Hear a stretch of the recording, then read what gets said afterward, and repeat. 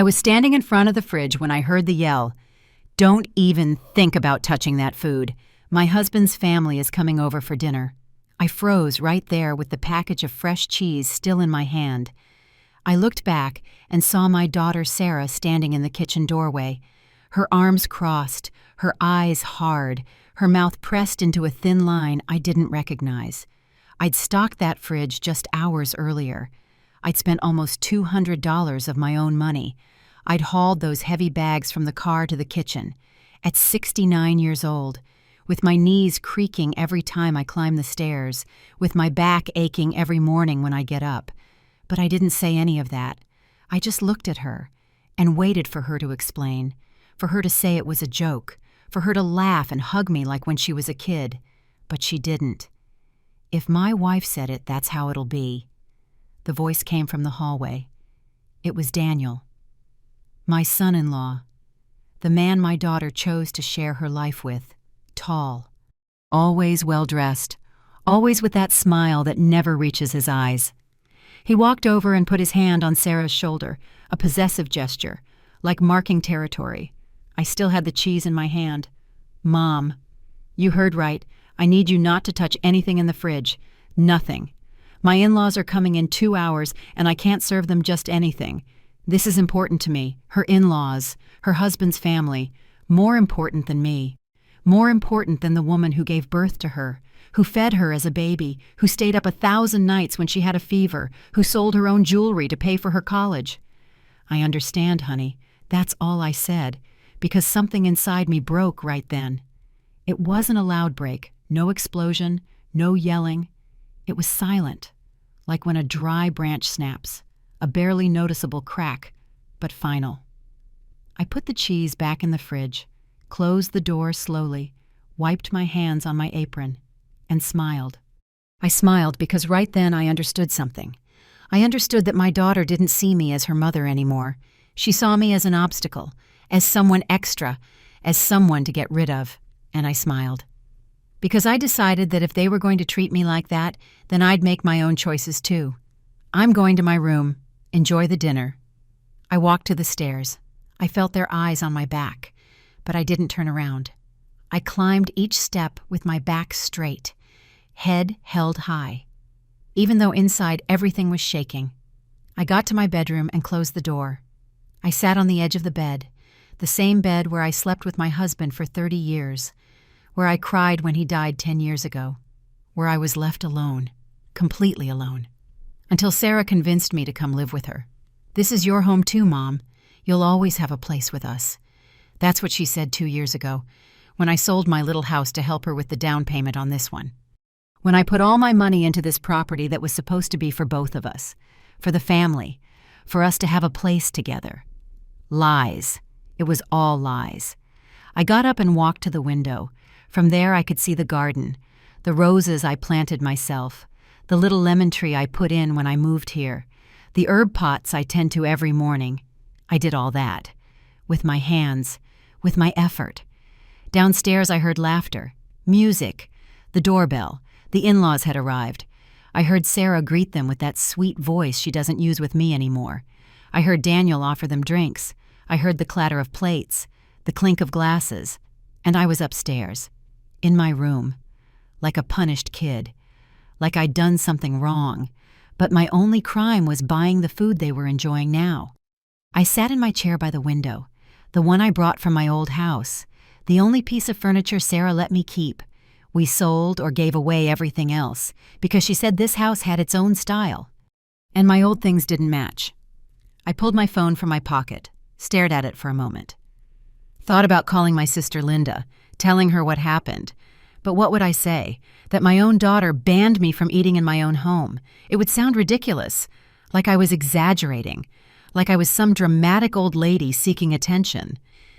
I put the phone away and sat there, staring out the window, watching the sky get dark. Hours passed. I heard when the in-laws left. I heard when Sarah and Daniel went up to their room. I heard when everything went quiet. Then I went down, carefully, without making noise. The house was dark except for the small light over the stove. I walked to the kitchen, saw the dirty dishes stacked in the sink, Glasses with wine remnants, food scraps on the table, my food, the food I bought, that I paid for, and that I hadn't tasted a bite of. I opened the fridge, looked for something to eat, but it was almost empty. They'd eaten nearly everything. Only some leftovers in plastic containers were left. I took one. It was rice. Cold. I ate it like that, standing, in front of the open fridge, with the light shining on my tired face. And as I ate that cold rice, I understood something else. I understood this wasn't new. This had been happening little by little, so slowly I didn't notice, like when water heats up gradually and the frog doesn't jump because it doesn't sense the danger until it's too late. The small slights, the comments, the looks. It had all been part of a plan, to push me into a corner, to make me feel extra, like a burden, like I should be grateful for a roof over my head. But that roof was mine, too. I put $50,000 down to buy it. Everything I had saved, everything my husband and I scraped together over years, I gave it to Sarah because I trusted her, because she was my daughter, because I thought she'd take care of me like I took care of her. I closed the fridge, washed the empty container, put it away, cleaned up every trace that I'd been there, like a ghost, like someone who didn't have the right to exist in her own home. I went back to my room, lay down, but I couldn't sleep. All night I was thinking, remembering, piecing things together. The last 6 months had been weird. Sarah kept asking me to sign papers that were supposedly from the bank. Renewals, paperwork, boring stuff I didn't understand well. And I signed. Because I trusted. Because she was my daughter. But now I wondered what I'd signed exactly. What were those documents? Why did Sarah insist so much? Why was there always a rush? Why couldn't I read them calmly? I got up before dawn, left my room without a sound, went down to the living room, searched the desk where Sarah keeps important papers, but it was locked. I looked for the key in the obvious places, but didn't find it. Then I went to my room and pulled out my box of personal documents. Looked for the original deed to the house, the document proving I put my money here, that this house was mine too. It wasn't there. The deed wasn't where I'd left it. I searched every paper, every folder. Nothing. It had disappeared. And right then I knew. I knew it with total certainty. They'd stolen from me. My own daughter had stolen from me. Not just my dignity, not just my peace, also my money, my future, my security. I sat on the floor of my room, with all my papers scattered around me, and I didn't cry, I didn't yell, I didn't make a scene, because I understood crying wouldn't get me anything back. Yelling would just make me look like a crazy old lady. No one would believe me if I started accusing without proof. So I decided something else. I decided to be smart, to investigate, to get back what was mine, but quietly, without anyone noticing. Without warning them, I'd already uncovered their betrayal. I put all my papers back, washed my face, combed my hair, dressed like any other day, and when Sarah came down for breakfast, I was already in the kitchen making coffee. "Good morning, Mom. Good morning, honey. Did you sleep well?" "Yes, very well. Thanks." She smiled, a perfect smile, like nothing had happened, like she hadn't humiliated me the night before, like she hadn't stolen everything.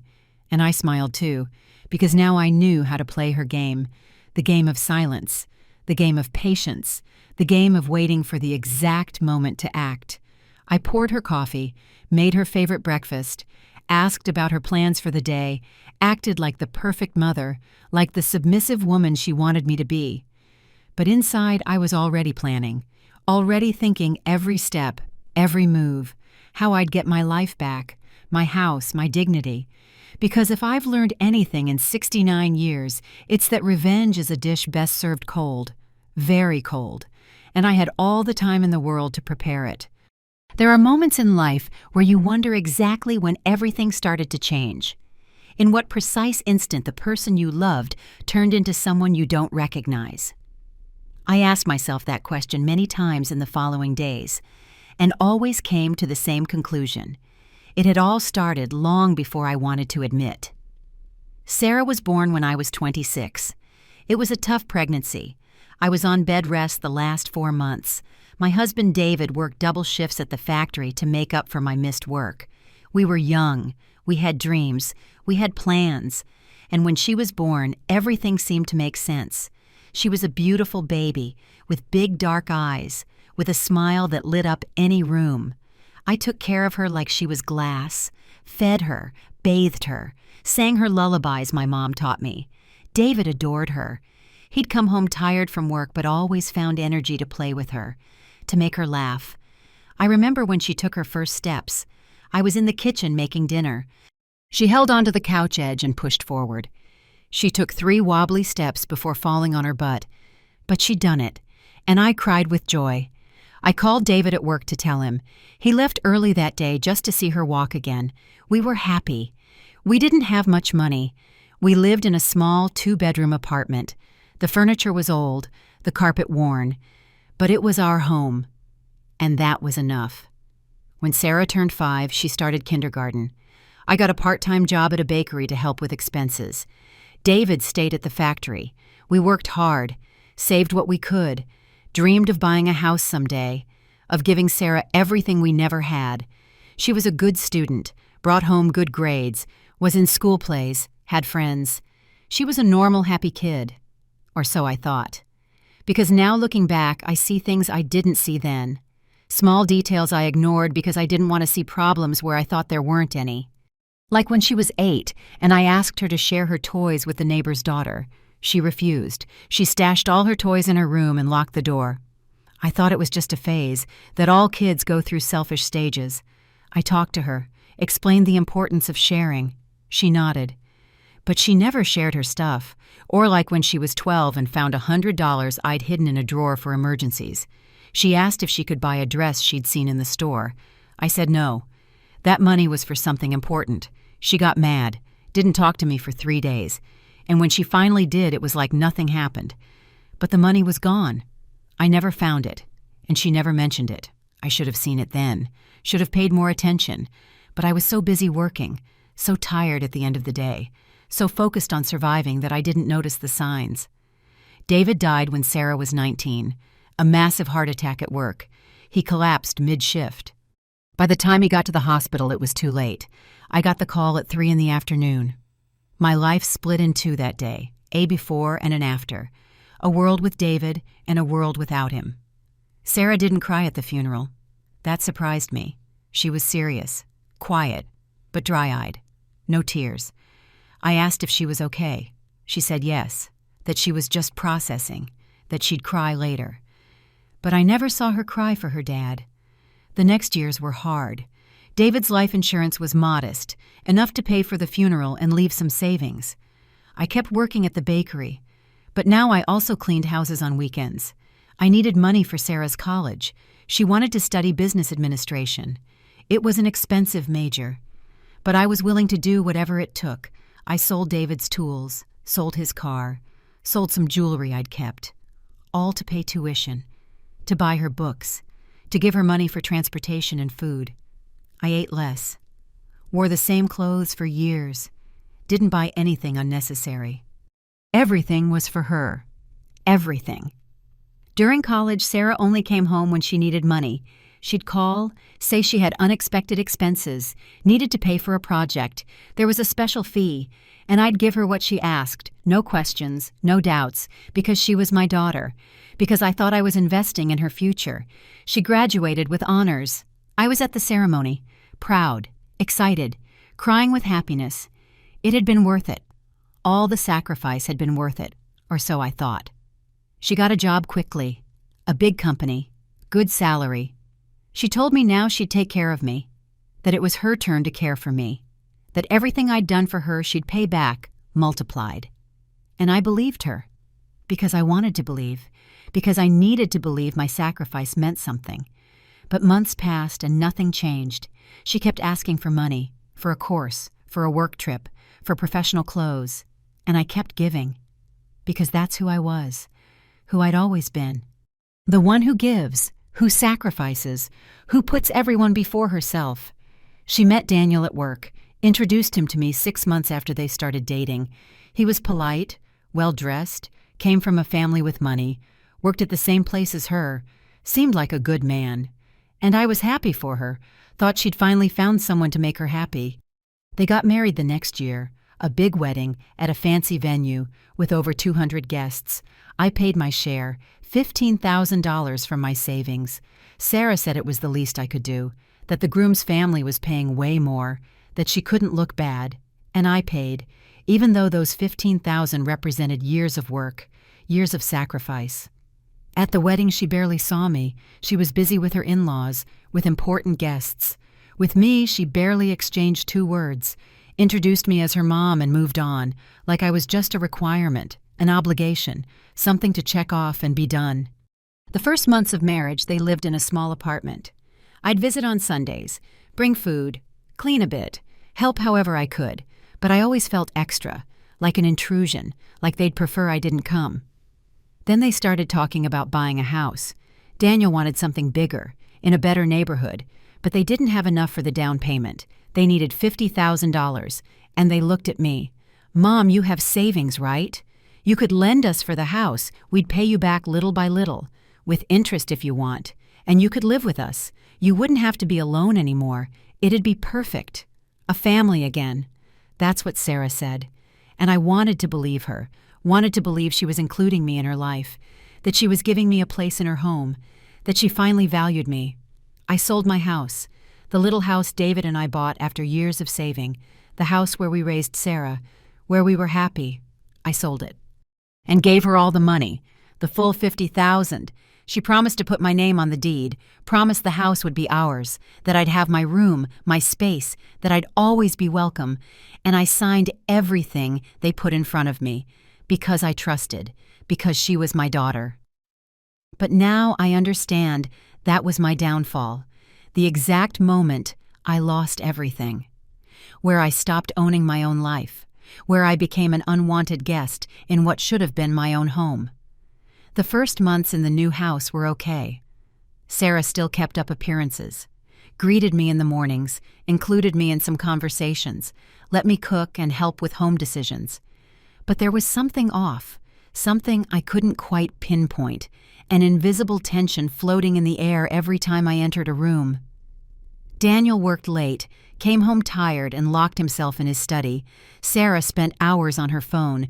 I kept busy cleaning, cooking, tending the garden, trying to be useful, trying to justify my presence in that house that felt less and less like mine even though it was. One day I found some papers on the dining table, bank documents. I saw them by chance while cleaning. I didn't mean to read anything private, but my name popped up on one page, and that caught my eye.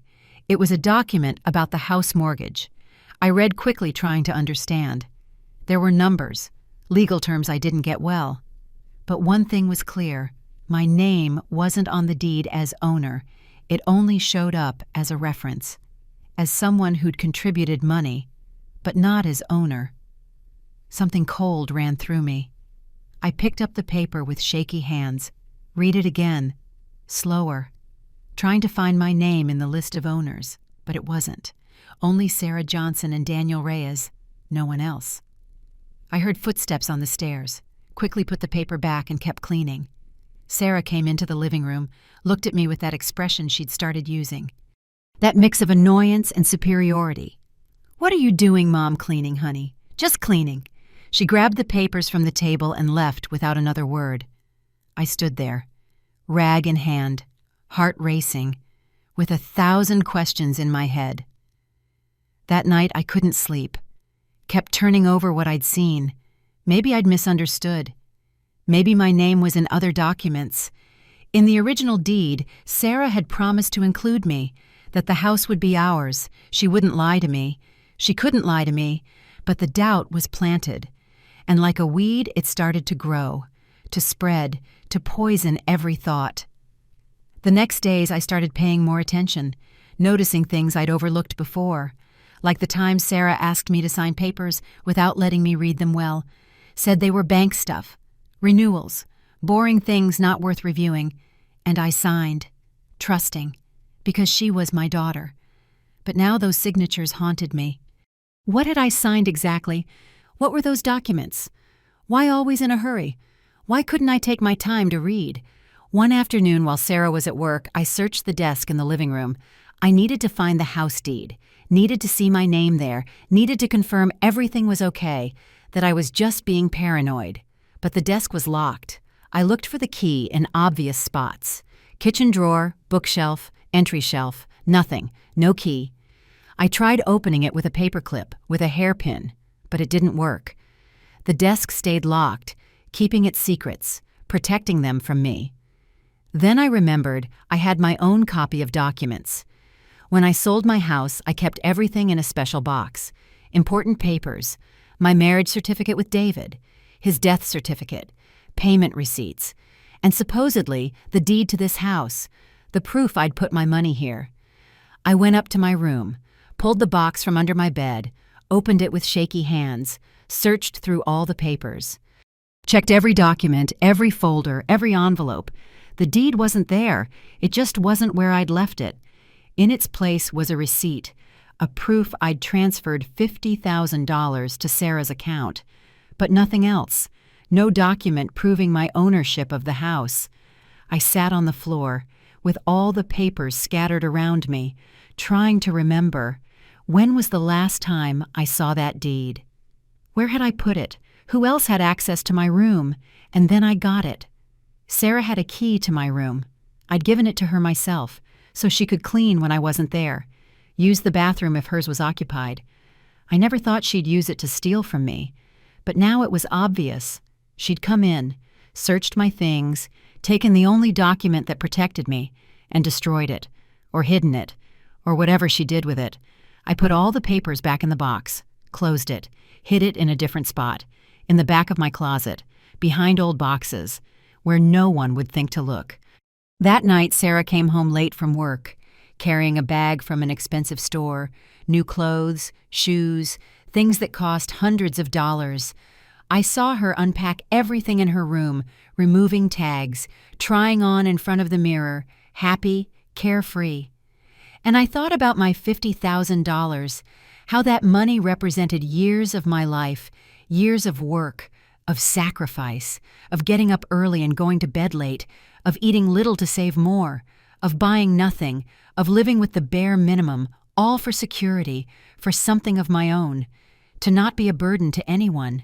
And now that money was paying for her fancy clothes, her comfortable life, her big house, while I had nothing, just a room they could take away whenever, just a spot at a table where I was less and less welcome. I went down to the kitchen to make tea, needed to calm my nerves, needed to think clearly, put water on to boil, got my favorite mug, the one I brought from my old house. A simple white ceramic mug with hand-painted flowers. David gave it to me on our first anniversary. I was waiting for the water to boil when Daniel came into the kitchen. Looked at me in that way he'd started using, like I was something in his way, like my presence bothered him. "Emily, I need to talk to you." I turned to him, waited for him to go on. "Sarah and I have been thinking. This house is expensive to maintain. The utilities, the taxes, everything's going up in price. And well, you live here but don't contribute anything. You eat our food, use our electricity, our water. Everything comes out of our pocket." His words hit me like buckets of cold water. Me who'd just filled the fridge with $200.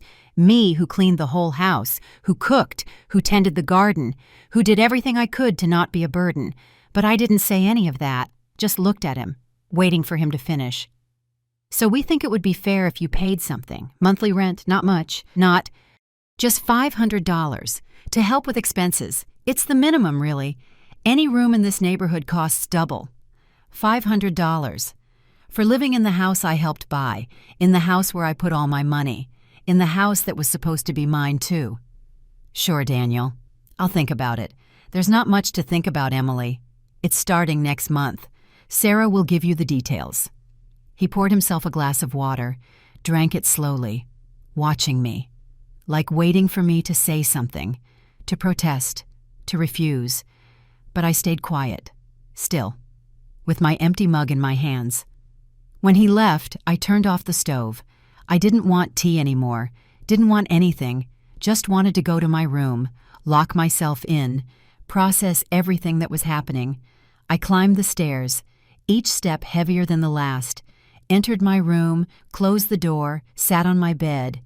And for the first time in a long time, I let the tears come. I cried silently, face in my hands, body shaking. I cried for my naivety, for my stupidity, for trusting so much, for giving everything without protecting myself, for believing a mother's love was enough. But after a while, the tears dried up, and something else took their place. Something cold, something hard, something I didn't know I had inside. Rage. But not the hot rage that makes you yell. The cold rage that makes you think. The rage that plans, that waits, that acts at the precise moment. I got up, washed my face, looked in the mirror, saw a 69-year-old woman, tired, with wrinkles, with gray hair, but with alert eyes, with determination. I wasn't going to sit idle. I wasn't going to let them steal from me like that. I wasn't going to let them treat me like trash. I'd given too much, sacrificed too much, and now it was time to get back what was mine. The next days were strange. I kept doing everything as usual. Got up early, made breakfast, cleaned the house, tended the garden, but something had changed inside me. I didn't do it with love anymore. I did it with strategy, every move calculated, every word measured, every smile fake. Sarah didn't notice, or maybe didn't care, kept on with her life, her job, her outings, her shopping, treated me like furniture, something there but not worth attention. And I let her think that, because it suited me, because I needed them to lower their guard. I started observing everything more carefully, their schedules, routines, when they left, when they returned, where they kept important things, what conversations they had when they thought I wasn't listening. One morning, while cleaning the living room, I found Sarah's phone on the couch. She'd forgotten it rushing to work. I stared at it for a moment. I knew her password. I'd seen her enter it hundreds of times. 4 simple numbers, her wedding date. I picked up the phone, unlocked it. My hands shook, but my mind was clear.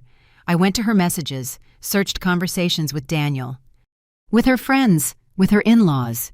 Read fast, taking mental notes of everything. There was a chat with her friend Samantha. Recent messages. I read them with my heart pounding. I'm almost done getting my mom off the deed. The lawyer says in 2 weeks it'll all be set. Finally, I can sell this house and buy something better without her claiming anything. The words hit me like punches. I read the message again, and again, and again, trying to process what I was seeing.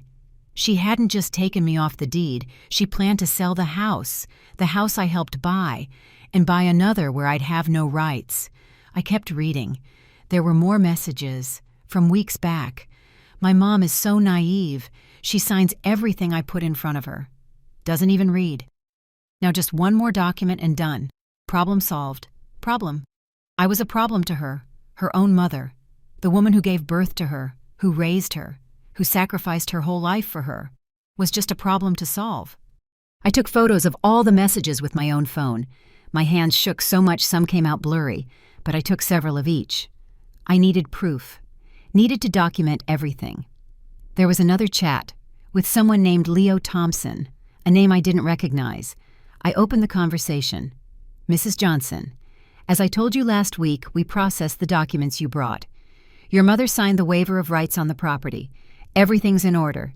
We just need her to sign one last paper and the process will be complete. You can stop by the office any time. A lawyer. She'd gone to a lawyer. Faked documents. Made me sign my own doom. And I didn't even know. I noted the lawyer's name, his phone number, the office address from the chat, everything, every detail, every word. I kept checking. There were photos, scanned documents, copies of papers I'd signed without reading well, contracts, waivers, relinquishments of rights, all there, in her phone, like trophies of her betrayal. I took photos of everything, one by one, making sure they were clear, that every word was legible. This was gold. This was what I needed to prove what they'd done to me. I heard a car in the driveway. My heart stopped. I looked out the window. It was the neighbor. I kept checking the phone. I had little time. Didn't know when Sarah would return. Found a folder called Mom Documents. Opened it. There were copies of my ID, my birth certificate, the deed for my old house, transfer receipts for the money. Everything they needed to steal from me was there, organized, filed, like a criminal file. And then I saw something else, a recent document, a quote for a new house, in another neighborhood, bigger, more expensive, dated last week. They were already looking where to move, already planning to leave me on the street.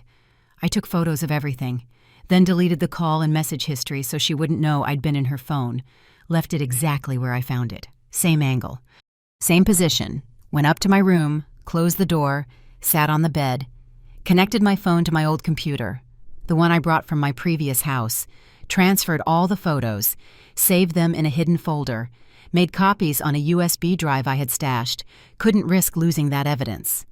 While transferring the files, I thought about everything I'd seen, about how my own daughter had planned my destruction with such coldness, such precision, like I was just an obstacle in her path, something to remove to move forward. I finished saving everything, hid the USB in a safe spot, inside a box of tampons in my bathroom. No one would look there, especially Daniel.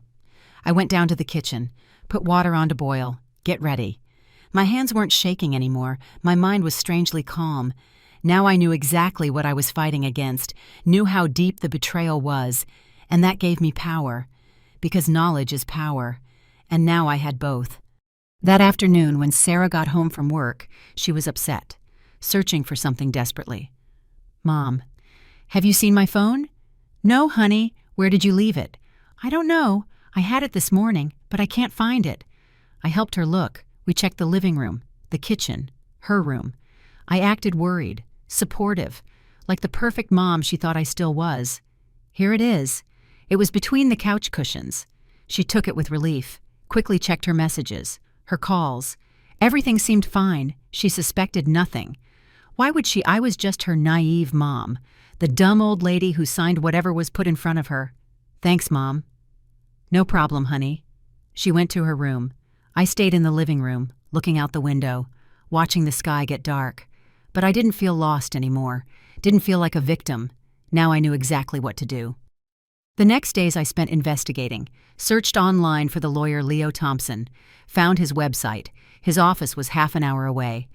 Read about his services, real estate, estates, contracts, exactly what Sarah needed to steal from me.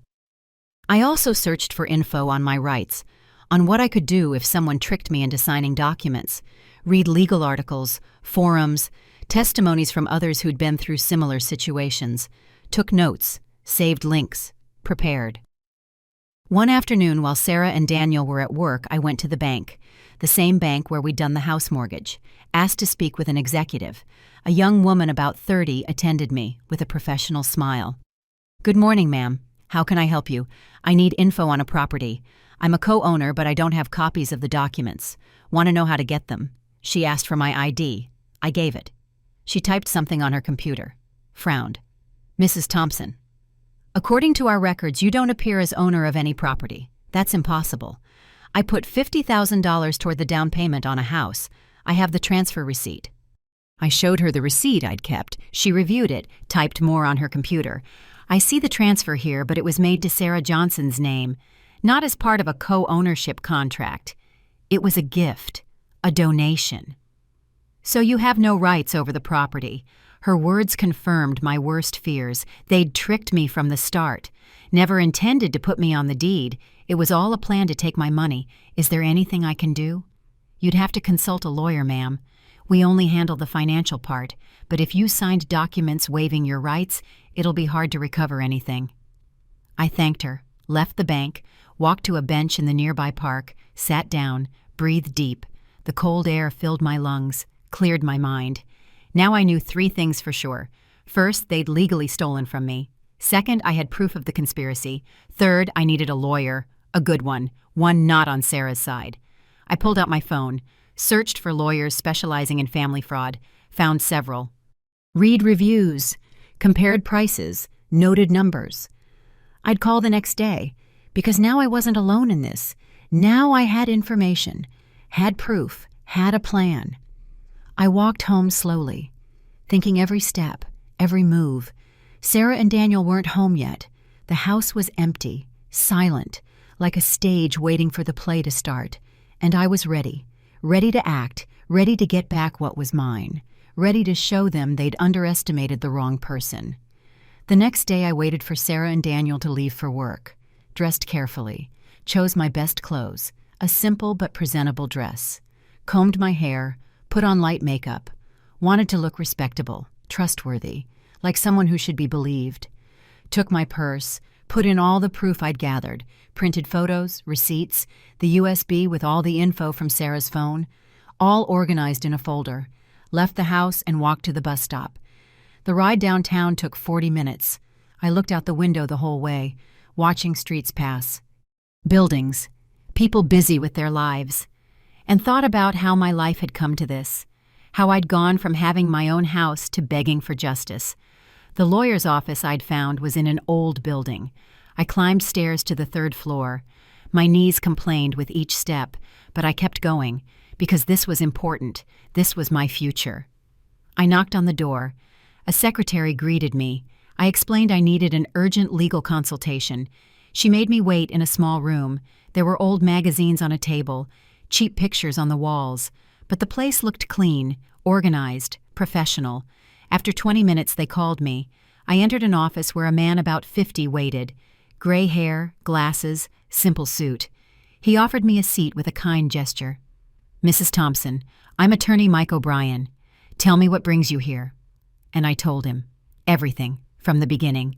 How I sold my house, how I gave $50,000, how they promised to put me on the deed, how they made me sign papers without explaining, how I discovered the betrayal. As I talked, I pulled out all the documents, the photos, the proof. He listened silently, taking notes, reviewing each paper I showed him. His expression was serious, focused. He didn't interrupt once. Let me empty everything I'd held in. When I finished, there was a long silence. He kept reviewing the documents, especially the photos of Sarah's messages, read them several times, then looked at me. "Mrs. Thompson, this is fraud, abuse of trust, possibly document forgery. Your daughter and son-in-law could face serious criminal charges. I just want my money back, or my rights to the house. Whatever's fair. I understand. But I need to be honest with you. This will be tough. You signed documents waiving your rights. Even if you didn't fully understand, the fact is your signature is there. That complicates things. But I have proof they tricked me. The messages, the conversations, it's all there." "Yes, and that's good. Very good. This shows intent to defraud, premeditation. That helps us. We can file a lawsuit for fraud and voiding of documents. But I need you to understand this could take time, months, maybe a year or more." My hopes sank a bit. A year. I could survive another year in that house, enduring the disdain, the humiliation, paying rent for something that should be mine. How much would all this cost? My fees are $200 an hour. For a case like this, we're talking about roughly $10,000 total, maybe more depending on how complicated it gets. $10,000. I didn't have it. I barely had $5,000 saved, the last of a lifetime of work. He must have seen my expression because he added, "I can do something for you, Mrs. Thompson. I can work with a $3,000 advance, and the rest we pay when we win the case, when you recover your money. But I need to be clear. If we lose, you'd still have to pay my full fees. It was a risk." But what choice did I have? Stay quiet and lose everything, or fight and maybe recover something? I accept. What do you need me to do? First, I need you to sign a contract with me. Then we'll request from the public registry copies of all documents related to the property. We'll get certified copies of everything your daughter submitted, and we'll prepare a formal lawsuit. How long does that take? About a month to gather everything. Then we file the lawsuit. Your daughter and son-in-law will be notified. They'll have to respond. That's when things get interesting. They'll know it was me. They'll know I sued them. Yes, no way to avoid it.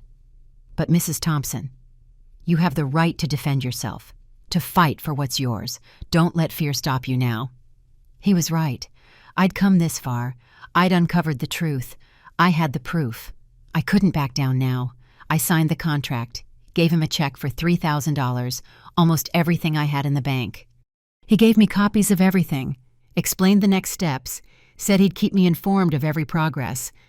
I left his office feeling strange, scared but also relieved. Finally, I'd done something. Finally, I'd taken action. I wasn't just a victim waiting for things to get better. Now I was someone who fought. The ride home I did in silence, thinking about what was coming, about how they'd react when they got the lawsuit notice, what they'd say, what they'd do.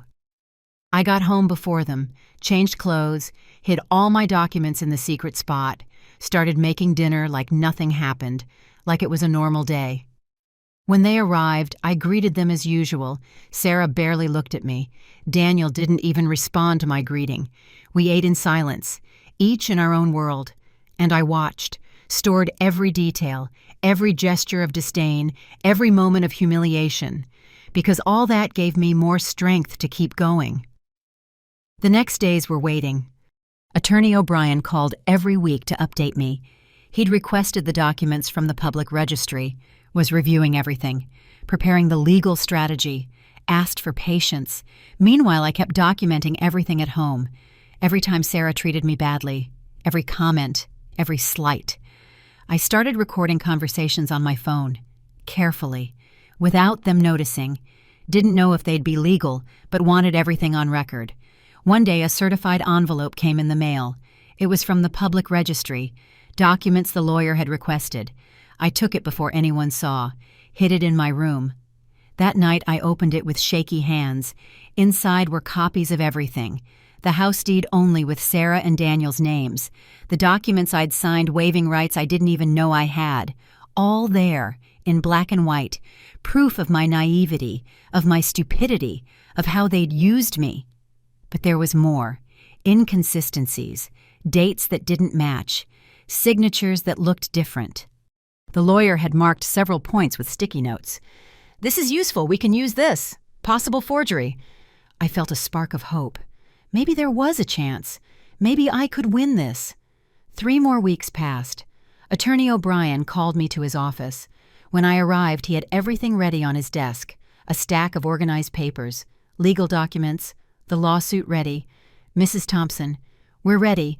I'll file the lawsuit tomorrow. In 2 or 3 days, your daughter and son-in-law will get the notice.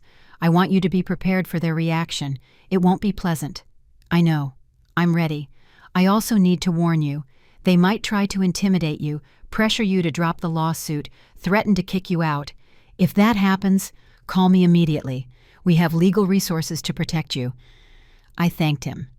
Left his office with a mix of fear and determination. In 2 days, everything would explode. In 2 days, no turning back. That night, I barely slept. Thought about all the possibilities, all the ways this could go wrong.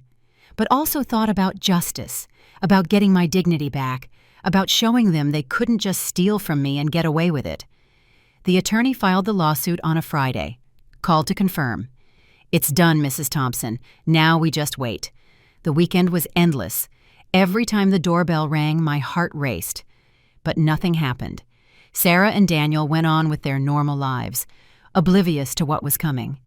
Monday morning, the mailman came, rang the bell. I opened the door.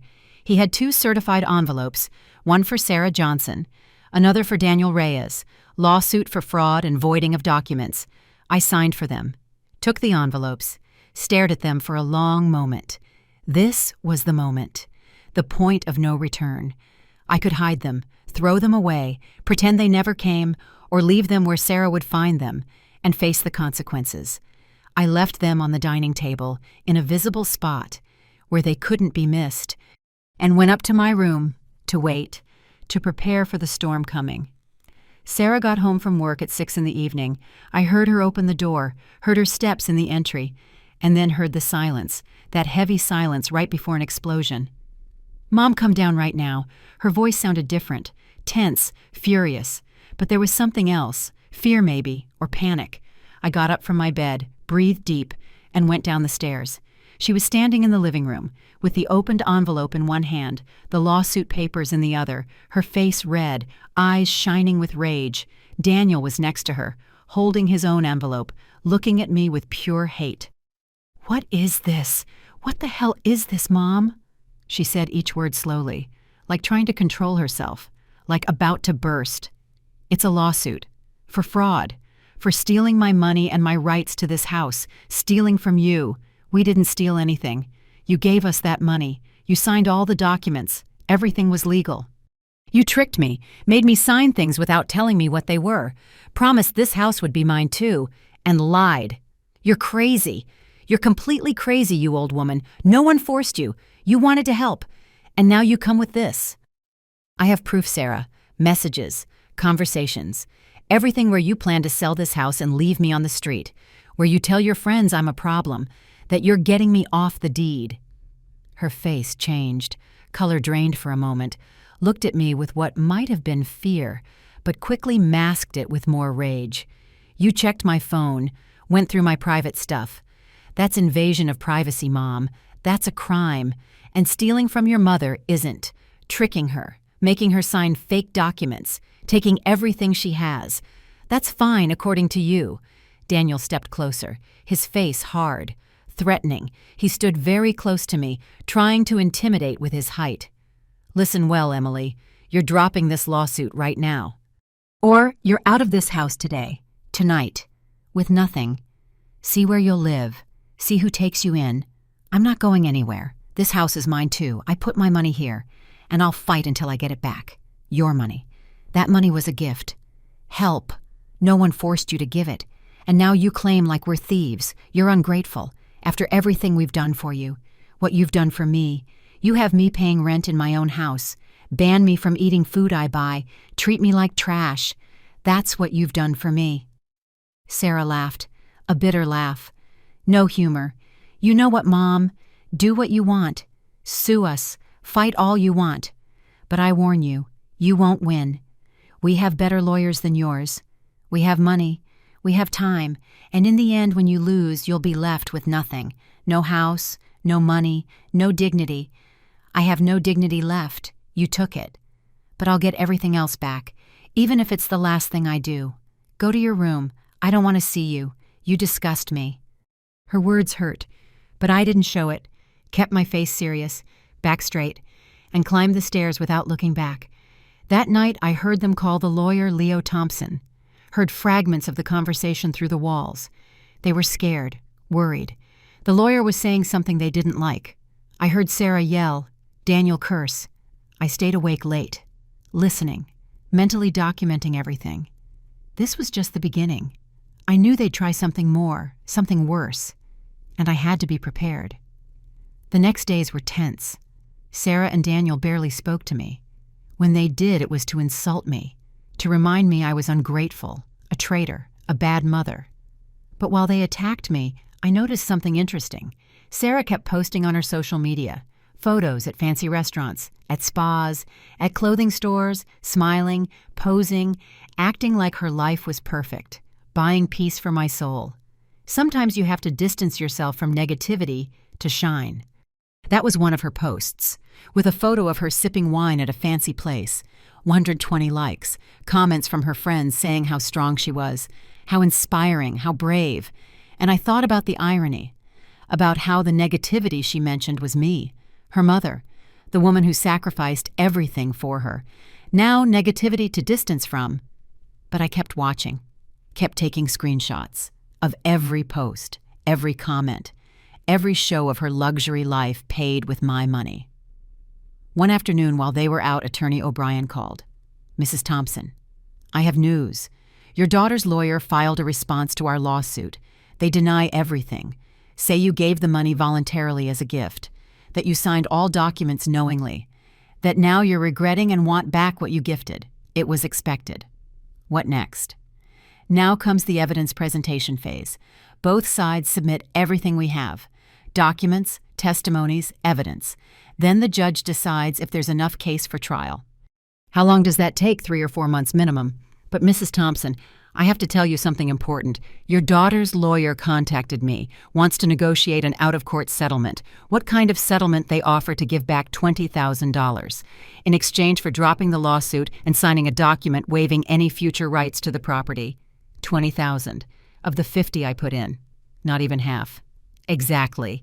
It's a low offer, insulting even, but it's something, and it'd avoid years of litigation, of stress, of legal expenses. No, I won't accept. I want what's mine, or my rights to the house. I won't take less. I understand. I just wanted you to know there's an offer on the table. But if you want to go forward, we'll go. We'll fight to the end. That's what I want. To the end. I hung up feeling strong, decided. They thought they could buy my silence with crumbs, that they could offer a fraction of what they stole, and I'd accept gratefully. But they were wrong. That night at dinner, Sarah mentioned the settlement, like it was casual talk. "Mom, our lawyer talked to yours. We offered you $20,000 to end all this. You should accept. It's best for everyone. I won't accept. I want what's mine." "Nothing's yours, Mom. We already told you. That money was a gift. But we're being generous. Offering something you don't even have a right to. Then why offer it? If you're so sure I have no right to anything." She went quiet. Daniel jumped in. "Because we want to end this circus. Because it's embarrassing. Because you're making a fool of yourself. Take the money and go. Find a place to live. And leave us alone. I'm not going. And I won't accept less than I deserve." Sarah dropped her fork on the plate. The noise echoed in the silence. "You're impossible. You're stubborn and selfish. Your whole life has been like that, always thinking only of yourself. You never cared about anyone else." Her words left me breathless. How could she say that? How could she twist everything like that? Me, who'd sacrificed my whole life, gave everything, never asked for anything in return, and now selfish for wanting back what they stole. I didn't respond, got up from the table, put away my plate, and went up to my room. Because I knew if I stayed, I'd say things I might regret, things that could be used against me. The next weeks were more of the same. Them trying to pressure me, trying to make me drop the lawsuit, threatening to kick me out, to cut off services, to make my life hell. And meanwhile, Sarah kept on social media, posting about her perfect life, about how she'd learned to set boundaries, to protect her mental peace, to distance from toxic people. I've learned I don't owe anyone anything, not even family. My mental health comes first. And if that means cutting ties, then cut them. No guilt, no regrets. That post got 200 likes. Her friends commented how proud they were of her, how strong she was, how mature. And I wondered if they knew the truth. If they knew the toxic person she talked about was her mother, the woman who gave her life. But I kept going, kept gathering evidence, kept working with my lawyer, kept preparing for what was coming. Because I knew this wasn't over, that the worst was still ahead. And I was right. 3 months after filing the lawsuit came the first hearing date. Attorney O'Brien had prepared me for this, explained what to expect, how to behave, what to say and not say, but nothing could really prepare me for how it felt seeing my own daughter across the courtroom. I arrived early, dressed in my best clothes, a simple suit I'd bought years ago for David's funeral, combed my hair carefully, wanted to look respectable, dignified, like someone telling the truth. Sarah arrived with Daniel and her lawyer, Leo Thompson. She wore an expensive dress, designer shoes, perfect makeup, looked successful, professional, like the victim of a problem mom. Exactly the image she wanted to project. She didn't look at me when she entered, not once. Acted like I was invisible, like I didn't exist. And that hurt more than any insult. The judge entered. We all stood. He was an older man, about 60, serious face and thick glasses. He sat and started reviewing the case documents. "Okay, we're here for a lawsuit of fraud and voiding of documents. Mrs. Emily Thompson against her daughter Sarah Johnson and son-in-law Daniel Reyes. Attorney O'Brien, present your case." My lawyer stood. Spoke with a clear, firm voice, explained how I sold my house, how I gave $50,000 for the new property's down payment, how they promised to include me on the deed, how they made me sign papers without fully explaining, how I discovered they planned to sell the house without my knowledge. He presented the proof, the messages I took from Sarah's phone, documents with inconsistencies, transfer receipts, all organized, all clear, all damning. The judge reviewed each document carefully, took notes, asked questions. Attorney O'Brien answered precisely, confidently. I started feeling hope. Then it was Attorney Thompson's turn. He stood with a confident smile, calculated moves, like he knew he'd win. Your Honor, this case is simple. Mrs. Emily Thompson decided to help her daughter buy a house. She did it voluntarily. No one forced her. She signed all necessary documents fully aware. Now she regrets and wants back what she gifted. That's not fraud. That's buyer's remorse. He presented documents I signed, papers where I supposedly waived rights to the property. My signature was there, clear, undeniable. I felt dizzy seeing it, because I didn't remember signing that. Plus, Your Honor, Mrs. Thompson has lived in the property rent-free for 2 years, has had all the benefits of a $500,000 house without contributing to expenses. And now she has the nerve to sue her own benefactors. Benefactors. That word burned. Like they'd done me a favor. Like I was a beggar grateful for crumbs. The judge raised his hand to silence him. Attorney Thompson, I'm seeing text messages where your client clearly states she's removing her mother from the deed through deception, that she plans to sell the property without her knowledge. How do you explain that Thompson didn't flinch? Private conversations, Your Honor. Obtained illegally. Mrs. Thompson violated my client's privacy by checking her phone without permission. Those messages shouldn't be admitted as evidence. They were obtained by a worried mother suspecting fraud. No hacking, no theft, just checked a phone in her own home and found proof of a crime. The judge kept reviewing documents, asked more questions to both sides. I answered when it was my turn, with a shaky but clear voice. Told my story, how I trusted my daughter, how they tricked me, how I found the truth. Sarah spoke too, with tears in her eyes, voice breaking. Acted like the hurt daughter, the victim of a manipulative mom trying to extort her. My mother has always been like this, Your Honor, always controlling, always wanting power over my life. We offered her a home, gave her everything, and now she repays us with this lawsuit, with these horrible accusations. It hurts. It hurts so much that my own mother thinks I'm capable of stealing from her. Her performance was perfect, cried at the right moment, voice trembled when it should, looked at the judge with pleading eyes, and I saw how he watched her, how his expression softened a bit, and right then I understood something. Understood that truth doesn't always win, that sometimes who acts best, who lies best, who has the better lawyer, that's who wins. The hearing lasted 3 hours. At the end, the judge said he needed time to review all the evidence, that he'd give his ruling in 2 weeks, that both parties should wait for his decision. We left the court in silence. Sarah and Daniel drove off in their new car, a luxury vehicle costing over $50,000, bought after I gave them my money. I took the bus home, as always. Attorney O'Brien walked me to the stop. How do you think it went? Good, Mrs. Thompson. It went good. We have strong proof. The judge saw the inconsistencies, saw the messages. I think we have a shot. But he wasn't sure. I could hear it in his voice, in how he avoided looking me straight in the eyes. There was doubt, and that doubt terrified me. The next 2 weeks were the longest of my life. At home, the atmosphere was unbearable. Sarah didn't talk to me at all. Daniel looked at me with pure hate. I ate in my room, stayed locked in most of the time, like a ghost in my own house. But I kept documenting, kept gathering evidence, just in case I needed to appeal, in case I had to keep fighting. Then the day came. Attorney O'Brien called early in the morning. Mrs. Thompson. The judge gave his ruling. My heart stopped. I waited. Seconds felt like hours. We won the first part. The judge determined there's enough evidence of fraud, ordered a deeper investigation, and best of all, ordered that any attempt to sell the property be frozen until the case is fully resolved. I couldn't believe it. I'd won something. Not everything, but something.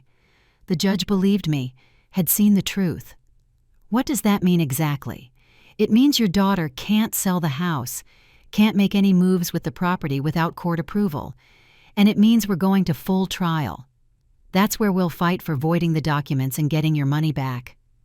It was a small victory, but a victory. For the first time in months, I felt something like hope. When Sarah got the notice that afternoon, her reaction was explosive. I heard yells from my room, things breaking, curses, Daniel trying to calm her out of control.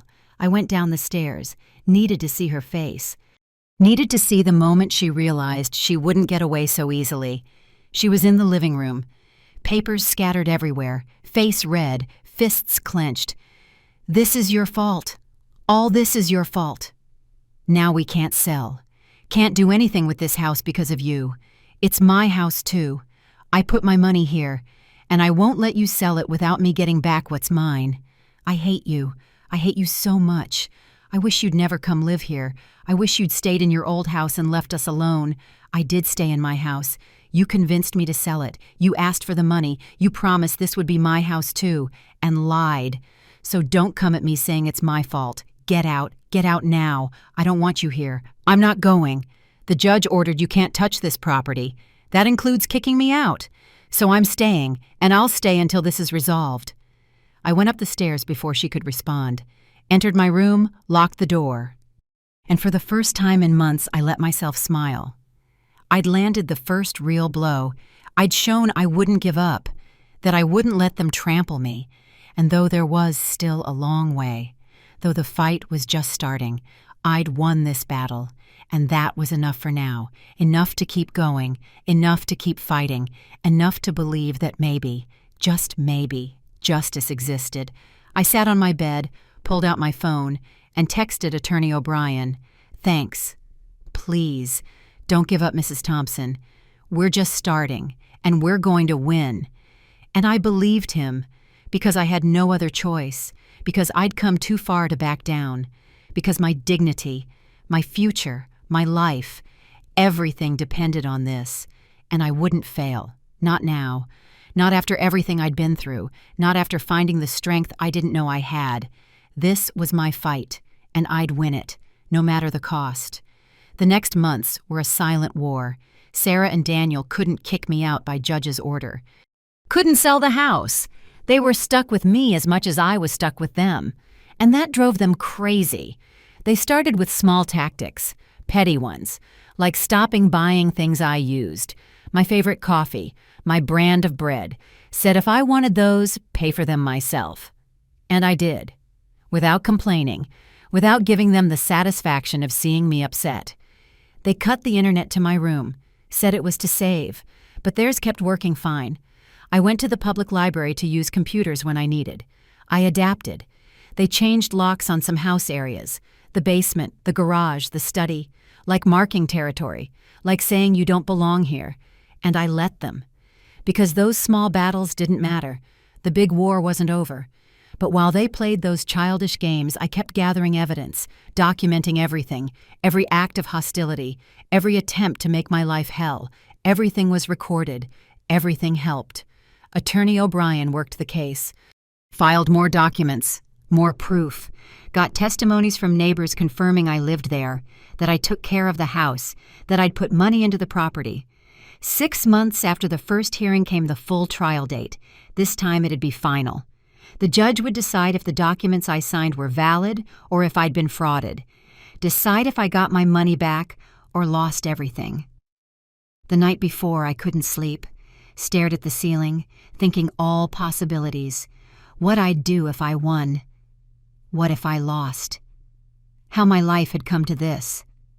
The trial day dawned gray, cloudy, like the sky knew what was at stake. I dressed carefully.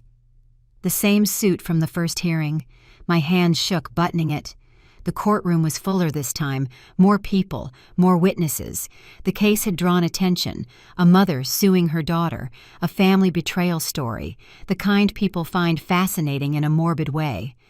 Sarah arrived with a full team, her attorney Thompson, 2 legal assistants. Daniel and his parents, all dressed impeccably, all projecting success, power, money, trying to intimidate with their presence. I arrived alone with Attorney O'Brien, but I didn't feel small. Not this time.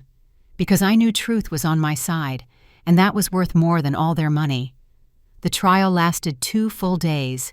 Each side presented arguments, witnesses, proof. Attorney Thompson brought experts who analyzed my signature, said it was authentic on all documents, that I'd signed knowingly. But Attorney O'Brien brought his own experts, graphologists who found inconsistencies, small differences in some signatures, different pen pressure, slightly different angles, enough for reasonable doubt. I took the stand, told my full story, with a firm voice, no crying, no drama, just the simple, painful truth. How I trusted my daughter, how they promised to include me in the property, how I found they'd lied. Attorney Thompson cross-examined me harshly, trying to make me look like a liar, like a manipulative mom after money. Asked why I didn't read the documents before signing, why I trusted so much, why I regretted now.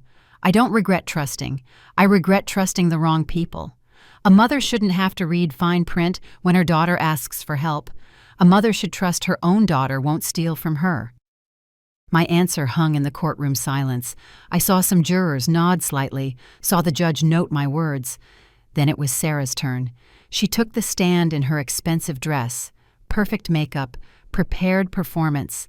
She cried, said she loved me, never wanted to hurt me, that it was all a misunderstanding. I just wanted to help my mom, Your Honor. Give her a home. But she's very controlling, wants power over everything. She signed those documents freely. And now that things didn't go her way, she's punishing us with this lawsuit. Her voice broke at the right moments. Tears fell when they should. It was a masterful act. And I saw some in the room moved, looking at her with sympathy. But then Attorney O'Brien did something brilliant. He projected on a big screen the messages Sarah sent. The conversations where she planned to remove me from the deed, where she called me a problem, where she mocked how easy it was to trick me. Ms. Johnson, can you explain these messages? Here it says, literally, my mom is so naive she signs everything I put in front of her. Those are your words, right? Sarah's face changed, color drained, looked to her lawyer for help. But Thompson could only object, saying the messages were obtained illegally. The judge had already admitted the evidence. It was too late to stop. I was angry, frustrated. I didn't mean it literally, but you wrote it, thought it, and more important, did it. Carried out a plan to defraud your own mother. It wasn't fraud. It was a gift she now wants back. A gift you planned to secure through tricks. A gift from which you planned to cut your mother without her knowing to then sell the property. That, Ms. Johnson, isn't a gift. That's theft. Sarah didn't know what to say. Stayed quiet, looking at her lawyer, searching for the right words. But didn't find them. Because there were no words to explain what she'd done. The trial continued. More witnesses, more documents, more arguments from both sides. But I knew the crucial moment had passed. When Sarah couldn't explain those messages. When she was exposed to everyone. The judge took a recess to deliberate. 3 hours that felt like 3 years. I waited on a bench outside the courtroom. Attorney O'Brien tried to calm me, give me hope. But I was beyond hope, in a place of acceptance, ready for whatever came. Finally, they called us back. Everyone took places. The judge entered, his expression serious, unreadable. I've reviewed all evidence from both parties, heard the testimonies, analyzed the documents, and reached a conclusion. The silence in the room was total. No one breathed. No one moved. I find there's enough evidence of fraud, that Mrs. Emily Thompson was tricked through false promises to give her money, that she signed documents without full understanding of implications, and there was deliberate intent to exclude her from rights to the property she helped buy. My heart beat faster. Attorney O'Brien squeezed my hand. Therefore, I order the following. The documents signed by Mrs. Thompson waiving her rights are void. Mrs. Thompson has right to 50% of the property, or alternatively to full reimbursement of the $50,000 she contributed plus accrued interest totaling another $15,000, total $65,000. I'd won. After months of fighting, of humiliation, of doubts, I'd won. Justice existed after all. Additionally, I order Ms. Sarah Johnson and Mr. Daniel Reyes to pay Mrs. Emily Thompson's legal costs. and impose a $10,000 fine for intentional fraud against a vulnerable family member. I heard a choked cry behind me. It was Sarah. Her face had lost all color. Daniel held her arm. Both looked destroyed. Parties have 30 days to comply with this order, or asset seizure will proceed. Case closed. The gavel bang echoed like thunder. And with that sound, it ended. I'd won. I'd gotten back my dignity, my money, my life. I left the court head high. Attorney O'Brien congratulated me, hugged me, celebrated the victory. But I felt strangely empty, because yes, I'd won money, won justice. But I'd lost my daughter, and that loss hurt more than all the money in the world. The 30 days the judge gave them to pay passed in unbearable tension. Sarah and Daniel had to take a loan, sell their new car, empty their savings, everything to gather the $75,000. 65 for me. 10 fine to the state. I kept living in the house during that time, but now it was different. Now I had power. Now they had to treat me carefully because the judge made clear any hostility could lead to more sanctions. We didn't talk, crossed in hallways like ghosts, each in our own world, waiting for this nightmare to end. Though for each the nightmare meant something different. The day I got the check was strange. No ceremony, no words. Attorney Thompson came personally, handed me the check, $75,000, more than I'd lost. I took it with hands that no longer shook, that no longer doubted. Thanks, attorney. He just nodded, looked tired, defeated, like this battle cost him more than just time and effort. When he left, I stared at the check a long time. This piece of paper represented my victory, my justice, but also the final end of my relationship with my daughter, because after this, no going back, no way to repair what was broken. That afternoon, I called a real estate agent, asked her to help find a small place, a one-bedroom apartment, something simple, something mine, something no one could take away. In 2 weeks, I found the perfect spot. An apartment in an old but well-kept building. It had a small kitchen, full bath, living room with big window letting in sun, and a tiny balcony fitting 2 pots. Cost $250,000. I bought it cash, no mortgage, no debts. Completely mine, in my name. With deeds I reviewed line by line with my own lawyer before signing. Moving day, I hired 2 men to help. I didn't have much. My clothes, my books, my photos, the box with important documents, the balcony plants I'd tended for years, the ceramic mug David gave me. That was all. Sarah didn't come out of her room when I left. No goodbye, no last hug, no reconciliation words, just silence. A heavy silence saying more than 1,000 words. Daniel was in the living room when I carried down my last box, looked at me with what might have been regret, or maybe just relief I was finally going. Emily, I'm sorry for everything. They were the only words he said to me in months. I didn't respond. What could I say that I forgave him, that everything was fine, when nothing was fine, when it never would be again? I just nodded and walked out that door for the last time. My new apartment was small, quiet, empty, but mine. I spent the first night sitting on the floor, no furniture yet, with a hot tea mug in my hands, looking out the window at city lights. And I cried for everything I'd lost, for the daughter I thought I had, for the family that never really existed, for years wasted believing empty promises. I cried until no tears left, until the pain became more manageable, something I could live with. The next months were rebuilding. Bought simple furniture, a bed, a small table, 2 chairs, a comfy armchair for reading, nothing expensive, nothing showy, just what's needed to live with dignity. I used some leftover money to take a baking course, something I'd always wanted but never had time. Learned to make cakes, cookies, artisanal bread, and discovered I had talent for it. Started selling my products to neighbors, to local shops. Not much money, but mine, earned with my effort, without depending on anyone, without owing favors. One April afternoon while watering plants on the balcony, my phone rang. Unknown number. I hesitated before answering. but something told me to. Mom. Sarah's voice hit me like a punch to the gut. I hadn't spoken to her in 8 months, since the day I left her house. Hello, Sarah. Silence on the other end, heavy breathing, like searching for the right words. I just wanted you to know Daniel and I are divorcing. He blames me for everything that happened, for losing the money, for the shame, for everything. And I'm alone now, Mom.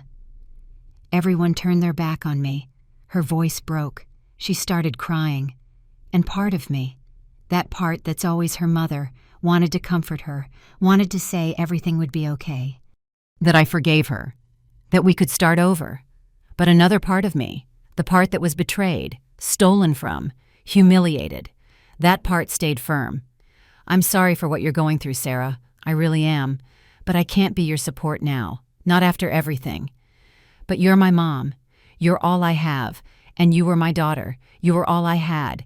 And you stole from me, betrayed me, made me feel worthless. So no, I can't be what you need now. Maybe someday. But not now. Mom, please, take care, Sarah. I wish you the best. Really. But I need time. A lot of time. I hung up before she could respond, before my resolve weakened, turned off the phone, and stood there, shaking, crying, but also feeling strong, because I'd set a boundary, because I'd chosen my own peace over guilt. More months passed. Fall turned to winter, winter to spring. Life went on. I made new friends in the building, women my age, widows, divorced, women with their own stories of pain and survival. We had tea together Thursdays, shared recipes, laughed, lived.